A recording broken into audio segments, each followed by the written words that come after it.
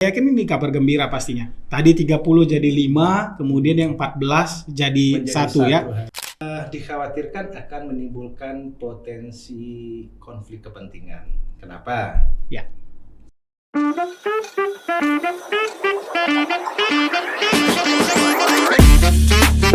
Assalamualaikum warahmatullahi wabarakatuh. Waalaikumsalam. Apa kabar kawan pajak sekalian? Ya, semoga para kawan pajak tetap sehat dimanapun Anda berada. Kembali di acara kita Rujak Rumpi Pajak bersama KPP Madya Pekanbaru. Ya, kali ini rumpi-rumpi kita akan membicarakan tentang sebuah peraturan Menteri Keuangan yang dikeluarkan pada tahun 2022. Peraturan Menteri Keuangan nomor 175 tahun 2022. Tentang apa? Tentang konsultan pajak. Sebenarnya sendiri peraturan Menteri Keuangan ini merupakan peraturan perubahan merubah peraturan Menteri Keuangan yang sebelumnya, yaitu Peraturan Menteri Keuangan nomor 111 yang dikeluarkan tahun 2014 tentang konsultan pajak. Nah, seperti biasa, rumpi kita tidak sendiri. Pastinya saya, Hairus, akan ditemani oleh narasumber kita yang sangat kompeten untuk membicarakan hal ini. Nah, kali ini saya ditemani seorang fungsional pemeriksa pajak bersama Bapak Doris Friadi. Apa kabar Pak Doris? Kabar baik, luar biasa. Alhamdulillah, iya. Silakan Pak Doris disapa kawan pajak kita. Selamat siang kawan pajak, ketemu dalam ini ya Rujak Rumpi Pajak Madya bersama Bang Hairus. Iya, luar biasa. Nah, kawan pajak sekalian, tetap saksikan tayangan kita ya sampai akhir dari awal nantinya tentang konsultan pajak. Apa saja yang diatur ya Pak Doris ya di PMK ini, kemudian apa yang membedakan antara PMK 175 dengan PMK yang dikeluarkan tahun 2014, 111 tadi. Oke. Pak Doris, langsung saja ya. Ini kita coba akan bahas nih latar belakangnya. Kenapa dan apa yang menyebabkan harus dikeluarkan perubahan ini Pak Doris? Mungkin bisa dijelaskan Pak Doris. Baik, Bang Hairus, ini memang perubahan ya. PMK 175 2022 ini merupakan perubahan dari aturan sebelumnya, yaitu Peraturan Menteri Keuangan nomor 111 tahun 2014 tentang konsultan pajak. Nah, mungkin sedikit sebelum kita mulai masuk ke materi perubahannya, penting saya sampaikan juga bahwa ini ditetapkan pada tanggal 22 November 2022 dan telah diundangkan oleh Menkumham kita itu pada tanggal 2 Desember 2022, sehingga per tanggal diundangkan PMK ini berlaku sejak diundangkan. Nah, sekarang pertanyaannya kenapa? Pentingnya apa? Nah, ini menarik. Jadi kalau saya baca di PMK 175 ini, PMK 175 ini disusun dalam rangka integrasi pembinaan konsultan pajak yang tadinya di bawah DJP, sekarang berubah menjadi di bawah Pusat Pembinaan Profesi Keuangan, Sekretaris Jenderal Kementerian Keuangan. Dilakukan untuk mempercepat integrasi pembinaan konsultan pajak tersebut. Kemudian biasanya disingkat dengan P2PK ya, bersama dengan Direktorat Jenderal Pajak terus berkoordinasi untuk mewujudkan kerangka pengaturan konsultan pajak yang lebih ideal. Ya, mungkin itu dari alasan kenapa dikeluarkan aturannya tadi. Baik. Pak Doris, tadi kan disinggung sepertinya ada poinnya pindah nih, yang tadinya pembinaannya di DJP, Direktorat Jenderal Pajak, menjadi ke Pusat Pembinaan Profesi Keuangan atau P2PK Pak Doris ya, tapi bukan P3K Pak Doris ya, bukan ya. Baik, nah disebutkan dalam rangka percepatan integrasi pembinaan atau pengawasan konsultan pajak yang di bawah P2PK tadi.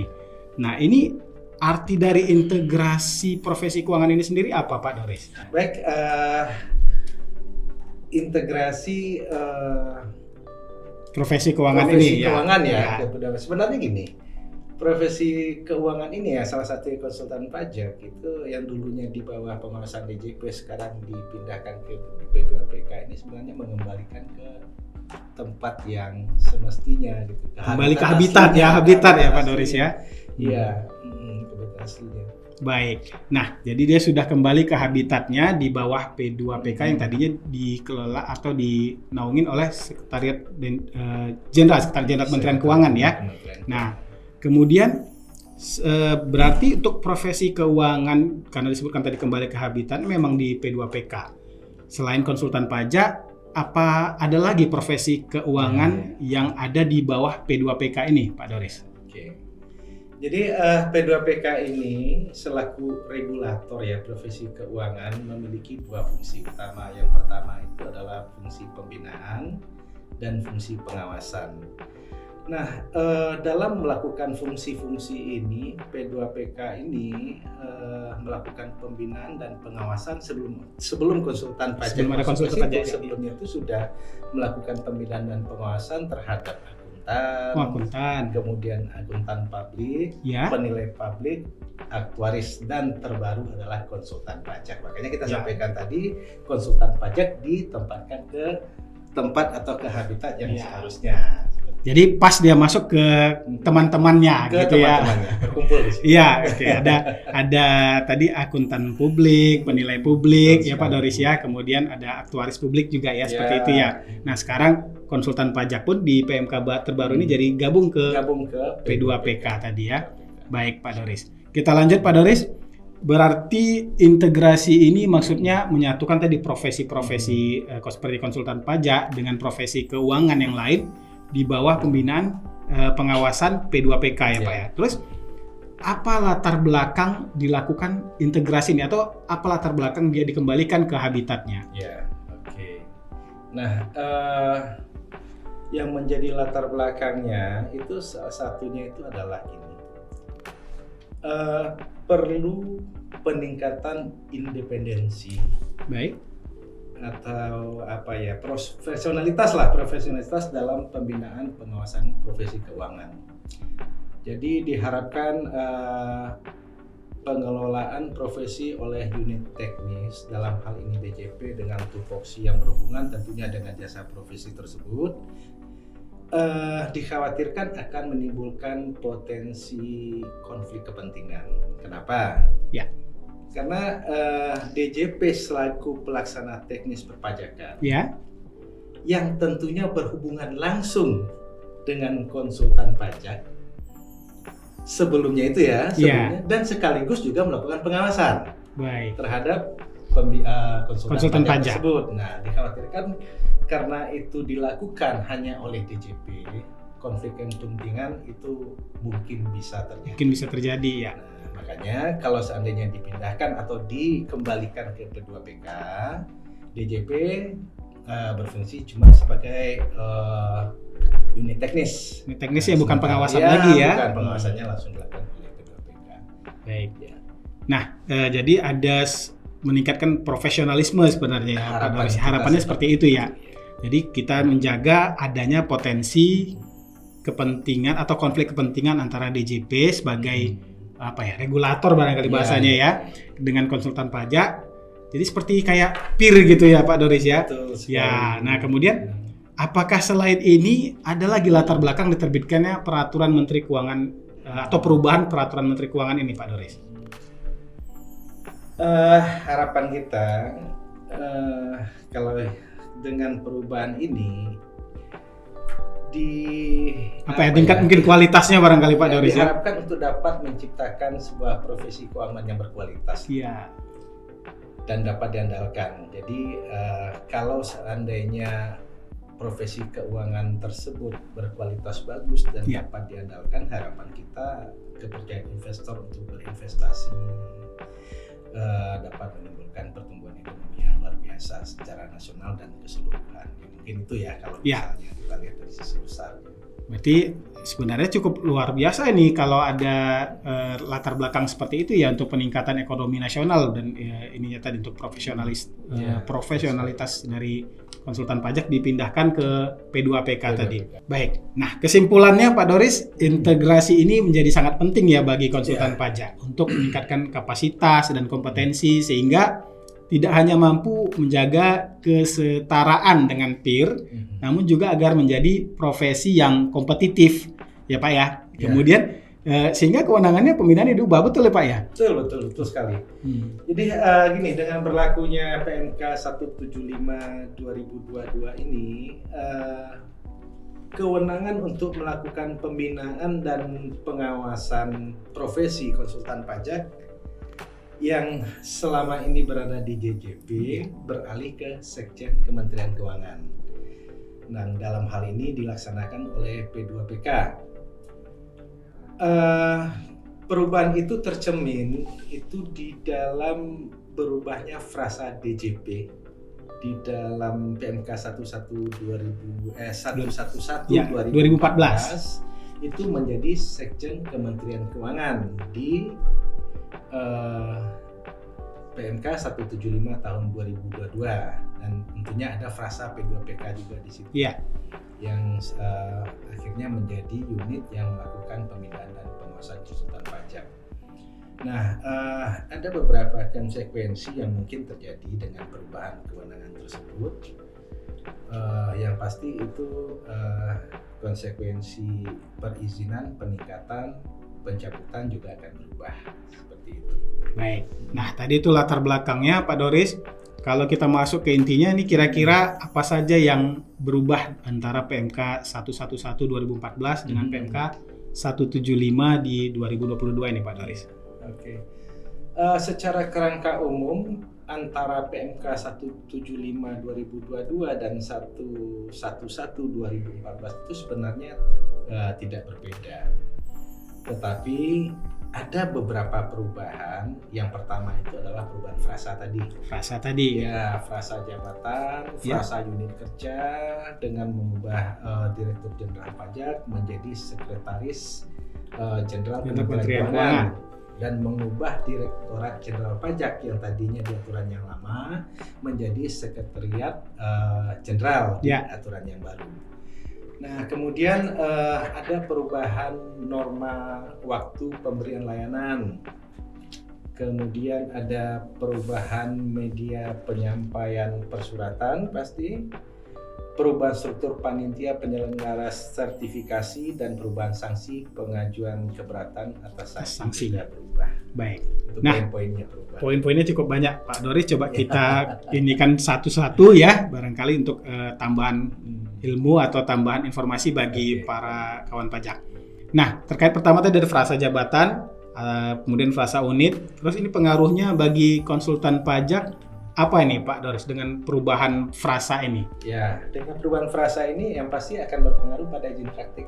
Izin praktek, kemudian peningkatan izin, perpanjangan kartu, kemudian penyampaian laporan tahunan itu juga pasti akan berpengaruh ke situ. Oke, mungkin bisa dibantu Pak Doris. Ini maksudnya gimana nih antara tadi izin praktek dan penyampaian laporan tahunan? Ya, baik.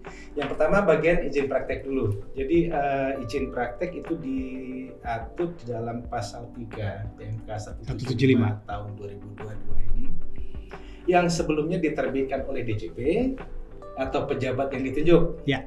Nah, diubah menjadi diterbitkan oleh Sekretaris Jenderal Kementerian Keuangan atau yang ditunjuk.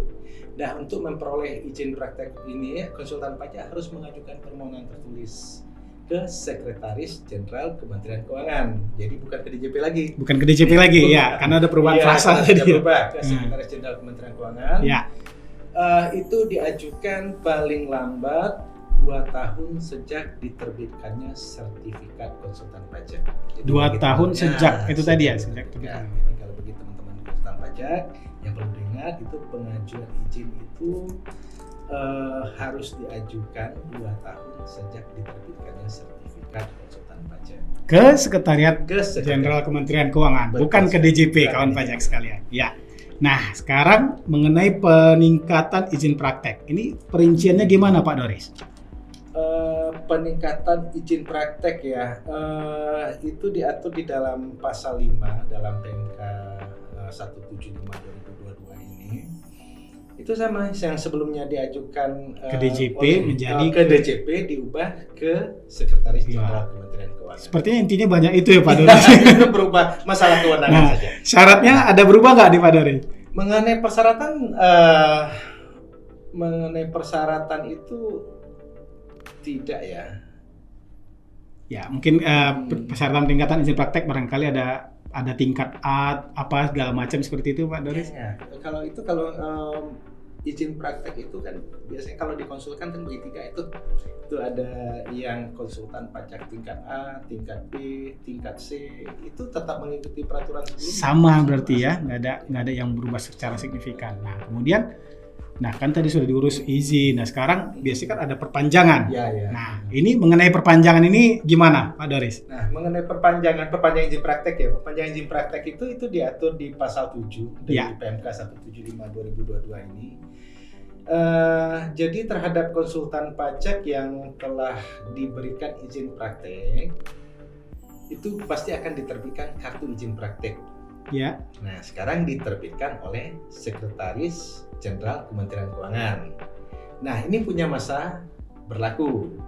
Masa berlakunya itu adalah selama 2 tahun terhitung sejak tanggal penerbitan izin praktek.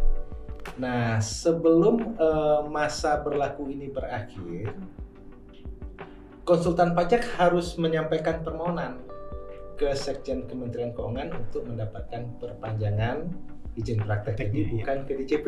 Baik, kembali lagi ya. Sekjen Kementerian Keuangan untuk mendapat perpanjangan kartu izin praktek. Nah, perpanjangan kartu izin praktek diberikan dalam hal konsultan pajak tidak dalam masa pembekuan izin praktek. Oke. Nah, pastinya ada jangka waktu penyelesaian. Nah, kalau kita di DJP ada jangka waktu penyelesaian. Nah, dengan peraturan baru ini berapa lama itu Pak Doris penyelesaiannya? Berapa hari kerja untuk penyelesaian izin tadi? Untuk penyelesaian permohonan ya. Ya.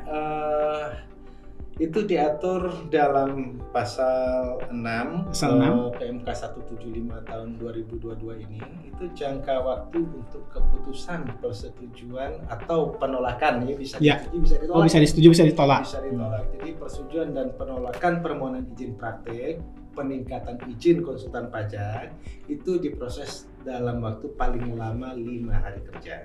5 hari kerja terhitung sejak diterimanya permohonan secara lengkap. Baik. Ya, jadi ada kata-kata tadi sejak permohonan diterima secara lengkap ya Pak Doris ya. Berarti ada perubahan dari aturan sebelumnya Pak Doris? Ya benar. Di ketentuan di aturan sebelumnya itu saya nggak salah itu 30 hari. 30 hari dengan 5 hari. Ya, berarti kan lumayan ya. Lumayan percepatannya sangat lumayan banyak itu. Kalau dulu itu 30 hari sejak diterimanya permohonan secara lengkap. Sekarang dengan aturan yang baru itu cuma menjadi 5 hari 5 saja. hari. Syaratnya permohonan harus diterima lengkap. Baik. Nah, ini luar biasa cepat nih Pak Doris ya, dari 30 jadi 5 ya. Nah, kawan pajak nih luar biasa ya dengan perubahan peraturan ini. Nah, kalau perpanjangan kartu izin praktek ini berapa hari Pak Doris? Kalau tadi kan jadi 30 untuk izinnya tadi jadi 5. Nah, kalau untuk izin praktek berapa hari kerja putusannya? Kalau izin praktek itu perpanjangannya harusnya lebih cepat lagi dong. Nah, kalau di perpanjangan masa berlaku kartu izin praktek itu diterbitkan itu paling lambat itu 1 hari kerja saja. 1 hari kerja sejak permohonan diterima lengkap. Baik, 1 hari kerja saja Pak Doris. Wow, luar biasa ya. Jadi cukup menggembirakan dengan aturan ini sebenarnya ya. Nah, ini ada nggak perubahan dari aturan sebelumnya Pak Doris? Tadi kan kalau yang tadi kan dari 30 berubah jadi 5. Untuk yang ini kan jadi 1. Nah, sebelumnya gimana Pak Doris? Di aturan yang lama itu proses perpanjangan itu paling lambat 14 hari. 14 hari. 14 hari kerja Wow. sejak permohonan diterima lengkap. Nah, makanya dengan adanya aturan yang baru ini, Ya, itu waktu prosesnya itu menjadi lebih cepat lagi. Itu akan proses dalam waktu paling lambat 1 hari.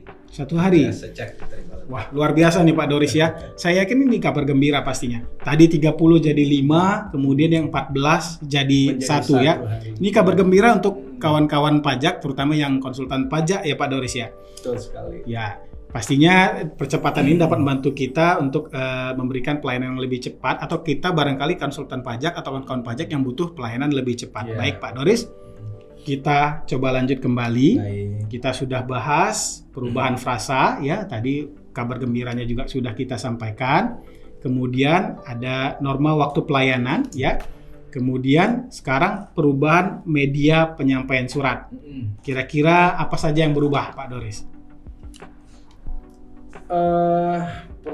Di media penyampaian surat itu proses permohonan izin praktek, peningkatan izin praktek, perpanjangan kartu izin praktek, serta penerbitan izin praktek konsultan pajak, dan kartu izin praktek dilakukan secara elektronik.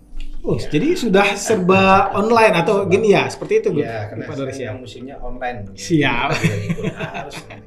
Ya, jadi kalau tidak bisa dilakukan secara elektronik, gimana nih Pak Doris? Nah, kendala gini, kalau seandainya nggak bisa dilakukan secara elektronik, maka tetap dapat dilakukan secara manual. Artinya tetap masih dibuka Tetap. pintu dari manualnya ya. Baik.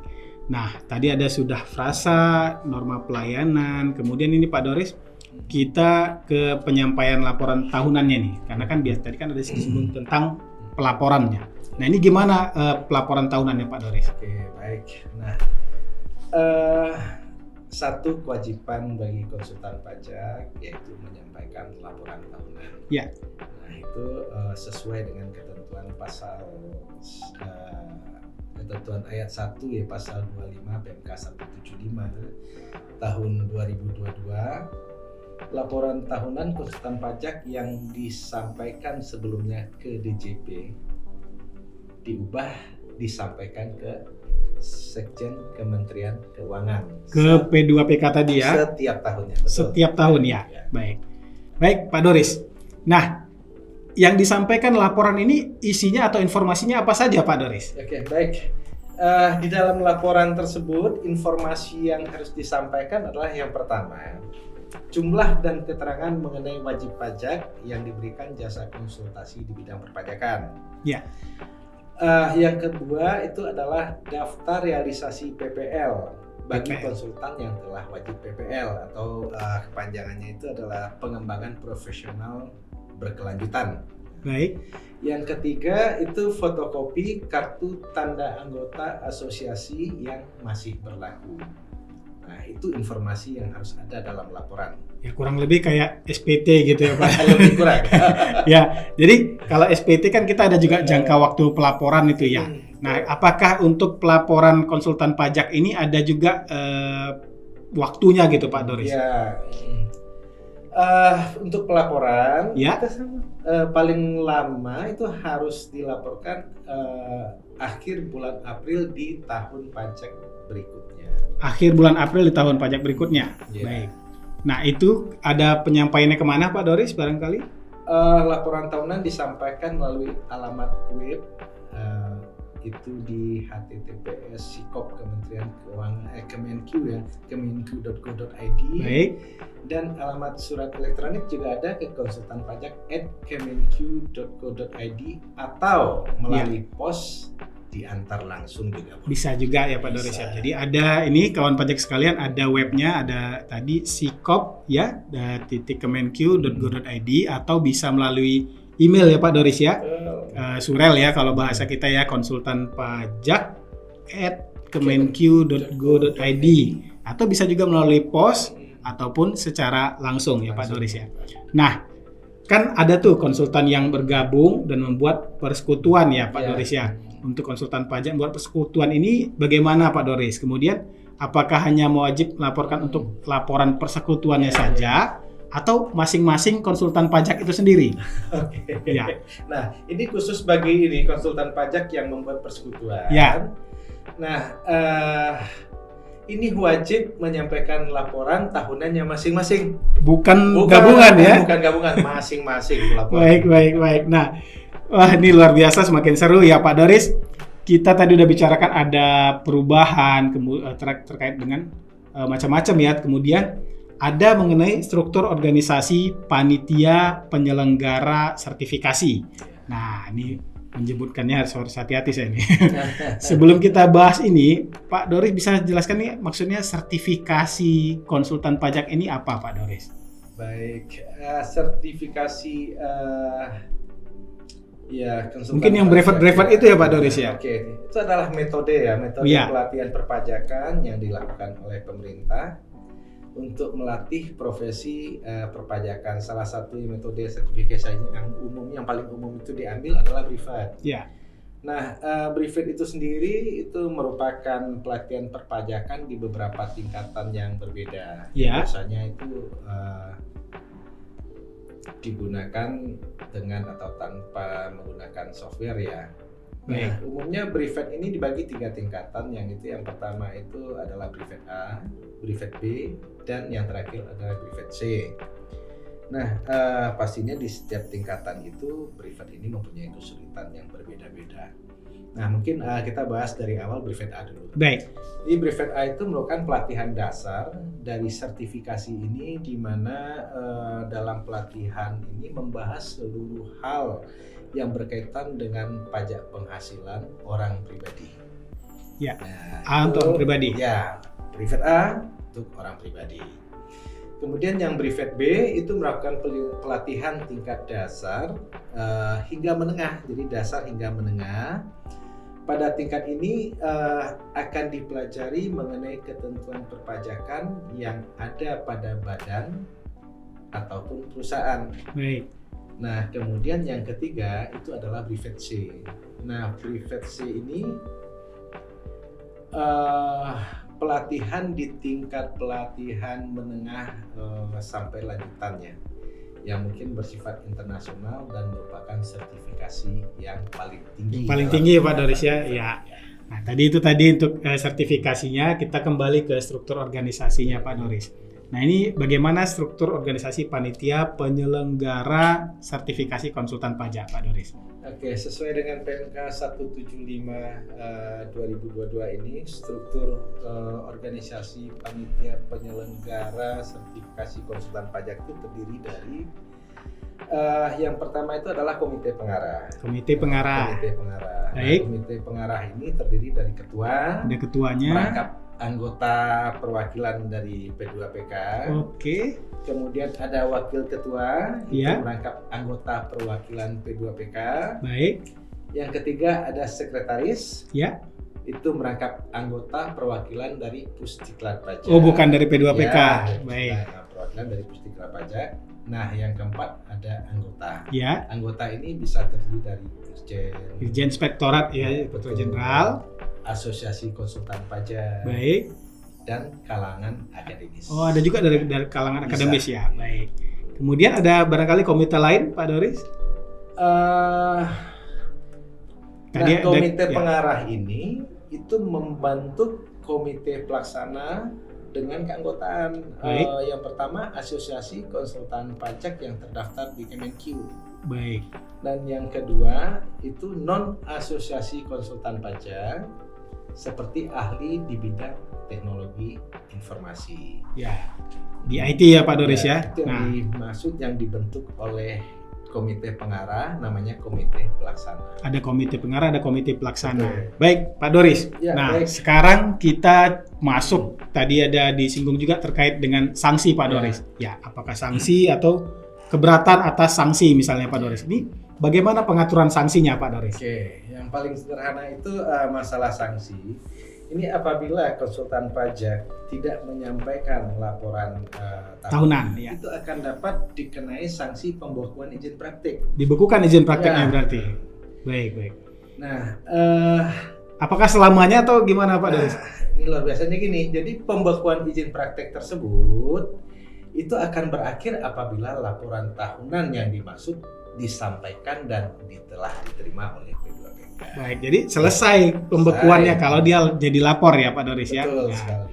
di April tahun pajak berikutnya ya Ya. Pak Doris, paling lama ya.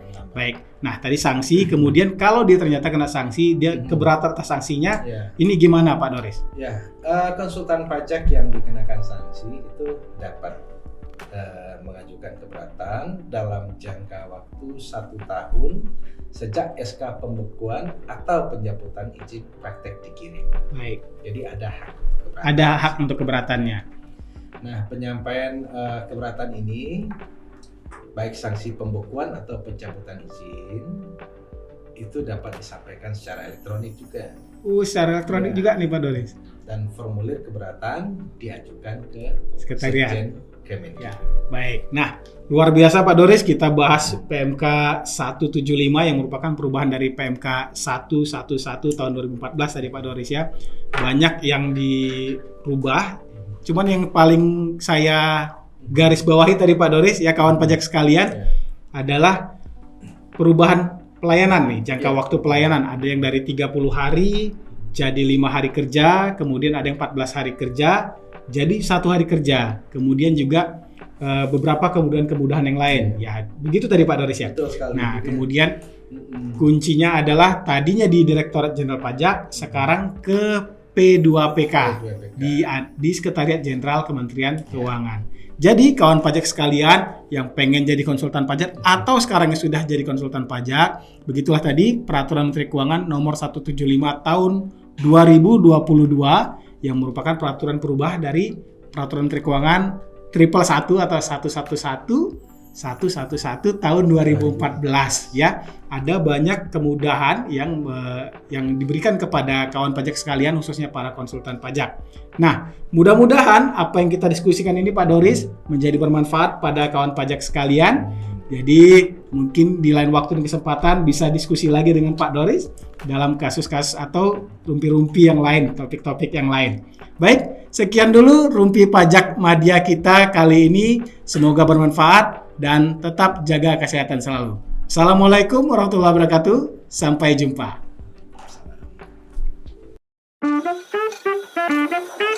Thank you.